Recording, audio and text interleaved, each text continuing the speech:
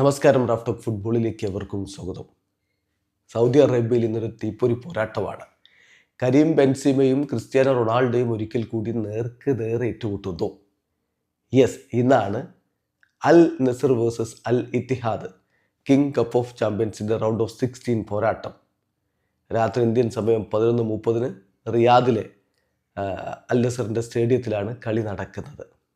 ഇത് തീർച്ചയായിട്ടും ഒരു മിന്നും പോരാട്ടമായിരിക്കും, ഒരു തീപ്പൊരി പോരാട്ടമായിരിക്കും. അദ്ദേഹത്തിൽ തർക്കമേ വേണ്ട. കാരണം ഈ സീസണിൽ ഈ രണ്ട് ടീമുകൾ തമ്മിൽ ഏറ്റുമുട്ടിയപ്പോൾ പ്രോ ലീഗിൽ കഴിഞ്ഞ സെപ്റ്റംബർ 26 ഏകപക്ഷീയമായ 2 ഗോളുകൾക്ക് അൽ നസറാണ് വിജയിച്ചത്.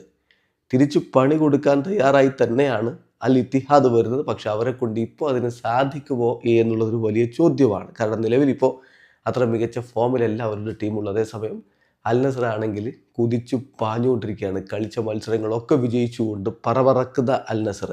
അവർക്കെതിരെ അൽ ഇത്തിഹാദ് എന്ത് ചെയ്യും? കാത്തിരുന്ന് കാണാം. അപ്പോൾ ഇത് രാത്രി ഇന്ത്യൻ സമയം 11:30 കളി. ഈ കളിയിൽ അൽ നസറിൻ്റെ 11 ആരൊക്കെ ഉണ്ടാകും? സൗദി അറേബ്യൻ സോഴ്സുകൾ നൽകുന്ന വിവരമാണ് നമ്മൾ പങ്കുവെക്കുന്നത്. ഗോൾ കീപ്പറായിട്ട് നവാഫ് അൽ അഖീരി, ഡിഫൻസിൽ ഇനീഗോ മാർട്ടിനസും സിബാക്കരും, ഇരു പാർശ്വങ്ങളിലായിട്ട് ഐബനും ബൗഷലും.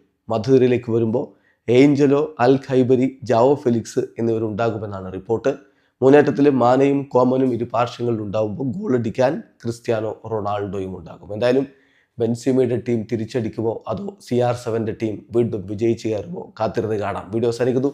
ഫുട്ബോൾ ലോകത്ത് കൂടുതൽ വിശേഷങ്ങളുമായി റാഫ് ടോക്സ് എത്താം.